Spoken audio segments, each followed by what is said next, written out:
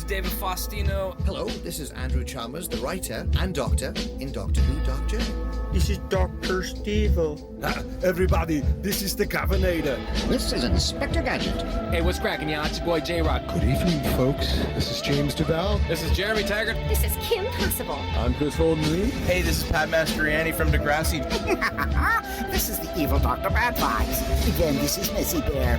And this is more from X-Men. Hey, this is Andrew Gazette. This is Sean Gunn. Hi, this is Robert Carradine. It's Tammy Stronach from The Neverending Story. Hey, it's Zach Callison. Hey, I'm DJ Jenny Rob. And I'm Neil Young. I'm Commander Shepard. Ralph Garman here. You're listening to Droids Canada. You've made an excellent choice. You have chosen wisely. Warning. Listener discretion is advised. Hello. The end. Pretty much everything that is created, there's a little tweak on an idea of something that has happened. Think about the song. It's the Slinky song. I just swiped the Slinky song, right? You knew, right? Changed the key a little bit, and the little kid, I want Log. That kid, he's Marky Mapo from Mapo Hot Cereal. He's their logo kid that we stole. That's awesome. So the cool thing about it is when the very first episode of Ren and Stimpy came on, and the first thing you see is Log. That's the first thing we threw at them, when Ren and Stimpy and nobody knew what to expect, and then it was Log. So we knew that everything, all bets were off, and it's going to be like weirdness and mayhem, Throw in your very first episode out with Log. Yeah. That's awesome. Now, doing all the Comic Cons and the work that you've done, you must hear Ren and Stimpy quotes all the time to you. All the time. I have often youngsters coming up, and they stand at my table, and they quote entire episodes to me. I'm like, I know I made it. I know I made it. Yeah, I remember that. I made it. What is the one quote that you've heard the most? Oh, you idiot. You idiot? You idiot. Everybody's their bad Ren Hoek impersonation. You idiot. Hey, that's great. I've never heard that. So with, being the co-creator, creating everything, what is your most memorable scene with the run of Ren and Stimpy? Well, I think, there's a lot of scenes. But I think my big memorable moment was when we premiered Stimpy's Invention, the Happy Helmet episode, which I wrote and storyboarded.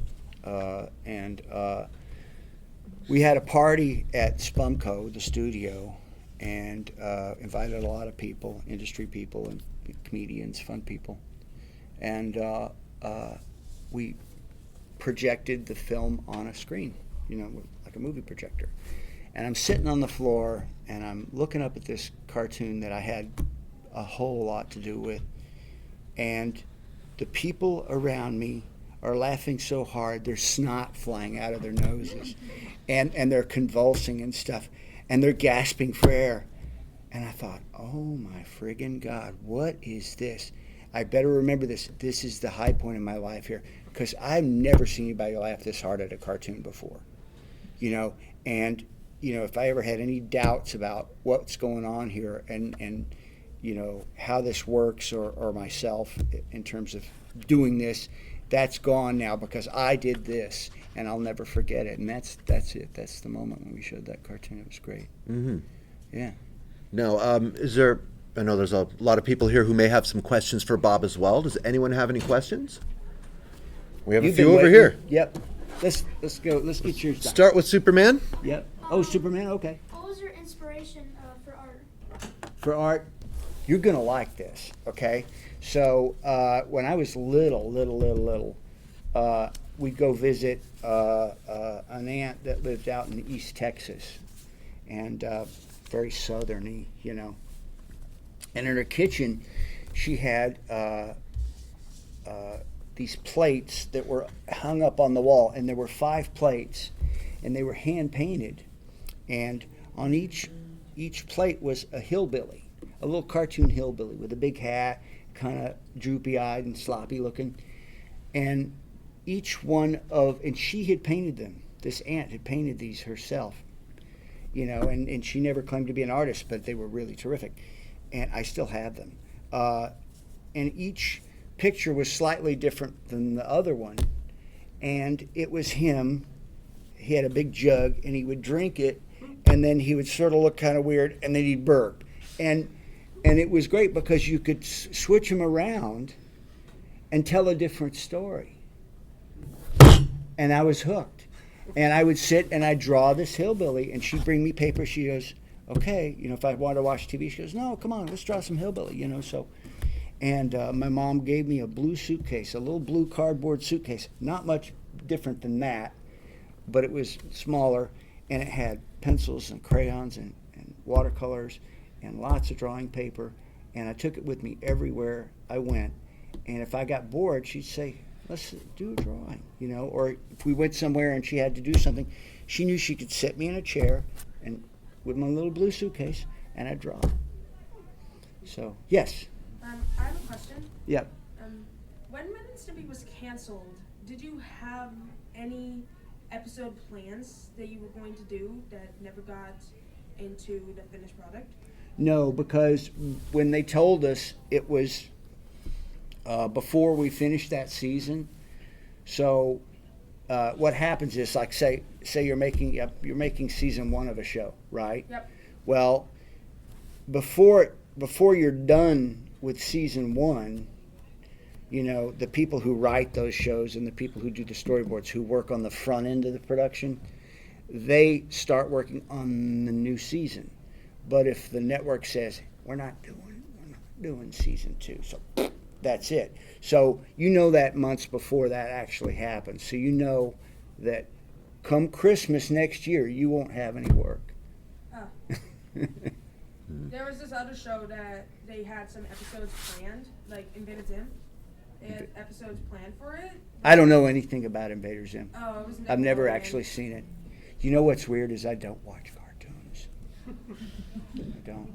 I'm sorry. I've seen it. I know what Invader Zim is, and I know it's terrific. It's terrific, right? Yes. It is terrific, right? Did you have a question? Yes. Thank you so much for being here.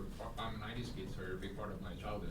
Thank you. Yeah. So I'm to blame for whatever kind of problems it's all your fault. Yeah. It's my fault. Yeah, it was my Saturday morning routine. I watched your show. But anyway, my question is, was there any time that you realized that your show was going to be such a big hit? Or was there any... Yeah. We, there was God, what was his name? I can't remember his name. There was a great comic book store on Melrose in Hollywood. Melrose is like where all the cool shops were and everything. And he called me up at the studio. He said, hey, you want to come do a signing at our shop, like on a Saturday? We'll put an ad in the paper, and you guys can come sign things for people. And there was a line outside hours before of 2,000 people. And when we showed up, it's like, oh crap, this is really big. And we knew it then. And we got crazy letters from people. It was just like, it was like rock star thing happening, And the downside to that is like, we like really believed it. We really, kind of like bought into the whole fan thing, but whatever. So then you take this show that has taken off, and you're doing your meet and greets, you're doing your comic book signings, you're doing all of these things here. Now, what do you prefer to do? Are you more into the creation of the art or the creation of the memories, doing the con circuits, doing the personal sketches for people? Well, what means more to you? Well, I love doing this. I've been doing this for years, but I can't do this and hold down a regular directing gig like I'm doing now on SpongeBob on the Patrick Show. And so Nickelodeon said, you're not going to be doing Comic Cons every weekend, are you? I'm like, oh, no, I wouldn't do that. I was like, shh. But, so they don't like it a lot. But I told them that I was doing this one, and they were like cool with it. I just got to make sure all my work's done, But I like doing this, and to your question, what I would love doing is to sell one of my show ideas. because once you're the person who sells a show, if you have the right lawyers and you do it the right way, you are in the catbird seat. You are Matt Groening. You know, hopefully, you know, and you can actually make a show without having to do all the work yourself. My problem is I'm always the guy who ends up doing all the work. Doing all the work, yeah. And it's one thing when you're 35, you know, and you got little kids running around, you got a mortgage and all that kind of stuff. But when you're over 65 like me, you know, you're not driven, you're not as ambitious, you're not, you know, trying to kill yourself drawing day and night. So if I could sell a show and then hire other people to do the hard work, young people who draw for fun. I don't draw for fun anymore. It's not fun anymore. It's murder. You know, I mean, but I do when I come to the shows and I draw for people, for the fans. That's fun to me. I enjoy that too. That's a good thing. Yeah. A question in the back. I got a question about one episode. I'm not sure if you remember. I think it's episode 11 or 12. Well, if you know their numbers, you're way ahead of me. I don't know. I think it's the dinner party one. Dinner party one. Yeah, I don't know what you mean. Which one? Okay, because that episode I really liked. What happened in it? Do you remember? Not really, no, because it's been a while since I watched the show. Yeah, well, you know, the funny thing is about making cartoons is, like I'm on SpongeBob right now, I've got 3 storyboards in production right now, and that means that my plussers, which are like layout artists, which are the people that clean up the storyboards and make them as close as we can get it to what the animators in Korea need, you know. So I have 2 crews of storyboard artists who do the rough storyboard, and then I have 2 crews of plussers or layout artists who take that stuff, clean it up in Storyboard Pro, and I have designers, and I have background designers, character designers, and all that. And I'm doing this on like kind of beginning to end, like 5 cartoons at the same time, which is maddening. It's like, and everything's on a computer, and you have to manage hundreds of files of different lengths of storyboard, different versions of the storyboards, you know, and keep track of them and put them where they're supposed to go and don't lose anything. I'm like not equipped for that, you know. I'm like, I didn't pay attention in school. I drew in the back row all the time. How has the industry changed from, you know, back in the day with, you know, G.I. Joe, Silverhawks, all those, with to now? It's science fiction's different. It's like, you know, we live in Elon Musk's world now. It's not the same. Nothing's the same. Anybody have a question? Hi. I was going to ask, how is it comparing Ren and Stimpy to working on SpongeBob, and how did you get to the point that you're working with SpongeBob? I got to working on SpongeBob because the guy who runs it, one of the 2 guys that run it, his name's Vincent Waller. I've known him since he was 15, and we did caricatures at Six Flags together. We were bad together. We, you know, crazy teenagers and stuff. And that's how I got into that, because he knew what I was capable of. He worked on Ren and Stimpy as well. And so, you know, it's been a long time since I've had to really worry about getting into a place, you know. Just knowing that there's a spot there and that they want me there, it's not a problem, you know, because everybody knows me. But I don't know if I answered all your question. Actually, I got one question. Yeah. Do you think they'll ever do a Ren and Stimpy, like a movie, like on the big screen? Like I know Bob the Burgers are doing a movie on the big screen. You ever think they'll do Ren and Stimpy a movie? You know, I don't know. I know that they're in pre-production on a series, and I was supposed to be involved, but I quit after the first week for creative differences. I realized, no, I'm going to stay on SpongeBob. So, and I, you know, it was a hard decision, but SpongeBob is a great show, and everybody who works on the production are just lovely and fun and good-natured and entertaining, and you couldn't ask for a better work environment, you know. So I really wanted to make another Ren and Stimpy. I have notes for a feature. I have ideas for episodes and stuff. I have sketches. But I found out recently that even when it sounds like it's the ideal situation and it's really going to happen, that it probably won't, because it's not going to be what you expect it to be. And honestly, I think that I have too much emotional investment in the show that I wouldn't enjoy any of it. I'd be tortured, you know, and I'd feel like that nobody understood it. And it was real hard making it and writing the episodes, because we bring new people in and they just come up with any kind of crazy idea. It's like, that isn't who these characters are. This isn't their dynamic, how they relate to one another, you know. So yeah, they'll probably make a movie. I don't know, you know, if they have the property and people want to see it, and somebody says, well, why don't we just do this, then it'll happen, you know. But I promise you, it won't be what you expect. You know? Going back to the original pitch that you did with you know, the our gang kind of thing, was the dog and cat characters in that kind of that dysfunctional but codependent relationship they took away? No, they were exactly the same. They were basically Bert and Ernie, only weirder. You know, I mean, it's the same dynamic exactly. You know, and Ren's a lot meaner, but yeah, that was it. That was still the same. We have a gentleman over here. Yeah. Did you have any episodes or ideas that you had to scrap because you were like way past the line? I had one I wanted to make, and it was about Stimpy. He can predict the future, and his you know, he's got that big nose, you know, and his name was Nostril Dumbass. But anyway, the network wouldn't go for it.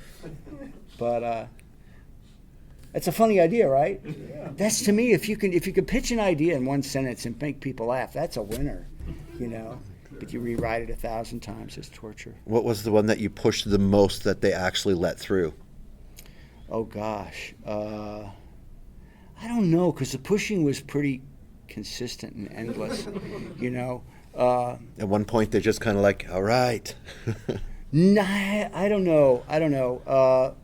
I put red herring jokes and stuff. We did that all the time. We put jokes in for them to cut out. They had this woman who, she looked like Jill Clayburgh, the actress, and she had been a nun. So here she was, being the person at the network whose job it was to make sure that there weren't any jokes that would offend the Federal Communications Commission, and they cut our license. So it's called Broadcast Standards and Practices, which there's somebody in that position at any big network. I always called them double standards and practices because they changed their mind a lot.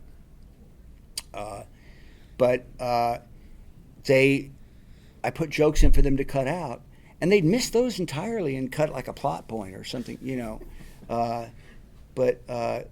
We did a cartoon called Prehistoric Stimpy. It's one of the funniest ones, and we got away with more stuff in that cartoon than any cartoon, I think. It's just amazing the stuff we got away with. And the note we got from this lady was, there's scenes where it's prehistoric times and there's prehistoric trees and all this kind of stuff, and plants.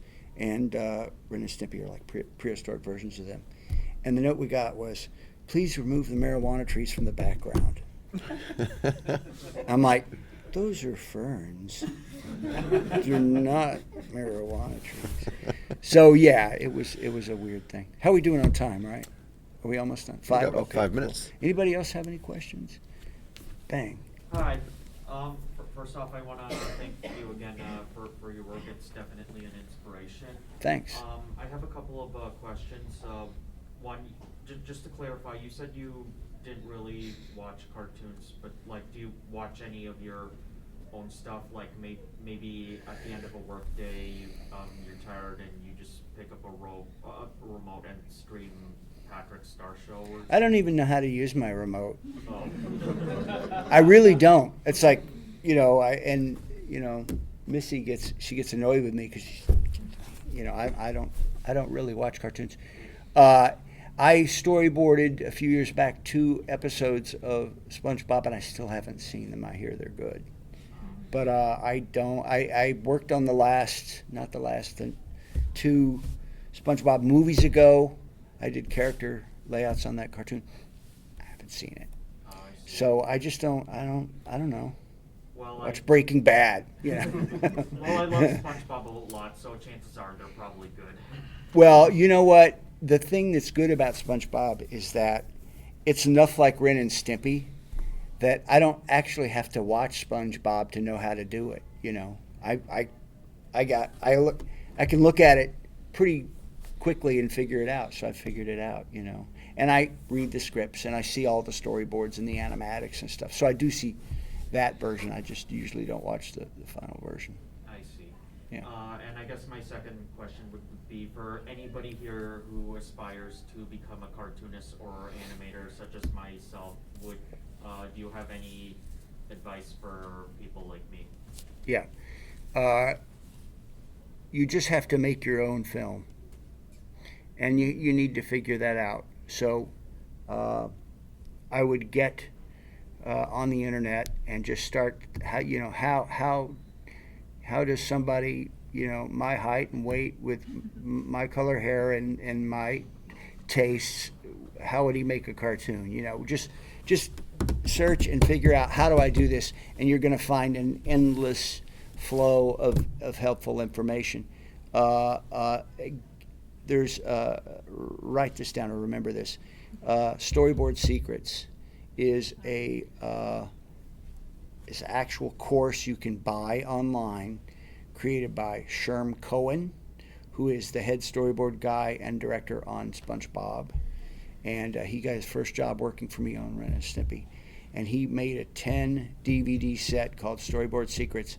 And it's better than any education you can get in any college in this country. And you could buy it for like $300, something like that. And you watch them on your DVD player, and you do the lessons in it, and it's everything you need to know to make cartoons for like Nickelodeon or Cartoon Network. I've actually seen some samples from Storyboard Secrets, and as well as a lot of Sherm's work, but yeah, I guess well, I'll definitely look at the rest of it. Yeah, just get it, and maybe he has a downloadable version of it, that's less money, but so. We have a gentleman right over yeah, here. Yeah. So this one isn't about Ren and Stimpy, but it's true you worked on Gendy Tartakovsky's Primal? Is that true? I did character designs for the first season. I designed some caveman guys that like lived under rocks, and these giant flying Batmen. Yeah, those are cool. That was fun. I just did that, and I never heard back. Gendy's not like a call you up and chat kind of guy. I did the work, I got the money. There we go. That's all I know. Any other questions from anyone? Yes. If there is one, what was your favorite job that you actually worked for? My favorite job. Like for art. For art. Gosh, they're all so different. I really liked when I was like in my really early 20s, late teens. I had a VW bus, and I lived in it with my dogs. And my dog, I had a beagle named Fleagle the Beagle. And I lived in it with my dog, and I traveled around the United States and Canada doing caricatures at rodeos. That was my favorite job. It was fun because I didn't pay taxes, and it was just like life on the road. It was fun. It was a lot of adventures. I had guns pointed at my face twice. That's fun. And here's something else. When you're looking down the barrel of a gun, you can see the bullet. It's a true story. But yeah, I had that was my favorite job, is traveling around doing that, and doing caricatures at amusement parks was fun, too. Anybody else? Yeah. Did you come up with the term nose goblins? You know what? I don't remember if I did. It might have been John, but I remember arguing about why we couldn't say boogers, and it's funny, but so many times that's a perfect example. Their censorship made us be funnier, made us come up with something funnier, because nose goblins is way funnier than boogers. And my kids grew up listening to me say, I don't want to find any nose goblins under the furniture. Well, this is gonna make you happy. So the cartoon where Stimpy picks up the piano bench and flips it over, and they're all like glued to it. There's all these boogers. I painted that, okay? and one of the artists donated a good sized nose goblin, a real one, and we glued it on the painting, and it was on the far right side of the painting. But unfortunately, the network spotted it, and they trimmed that part of the scene off. But then later, we got in it in the same picture in another cartoon, and you could see it. But yeah, you look at it, you go, oh no, that's real. No. Yes. By you mentioning that, I just thought, are there any mediums that you guys use that nobody would actually think of? Oh yeah, we for one scene, I forget which cartoon. I think it was one where Stimpy gets like the top of his head blown off or something that was or he gets cut in half or something. We went to the Kinko's place to get where you get photocopies, and we got big slices of pickle and pimento loaf sandwich meat and put it right on the glass, and we color copied that, and then had it punched and made the background for the cartoon with that. Yeah, we did stuff like that. That's extremely creative. Yeah. There wasn't anybody saying we couldn't do it. Well, that is our time here today. Mr. Kemp, thank you so much Thank for coming you. to Niagara Thank you so Falls. much. Cheers. Thank you. And everyone, west side of the building, you can see Mr. Kemp at his booth. Tons of prints that are available as well. Go pay a visit if it's okay that I kind of... said pay a visit. Let's get that straight right away.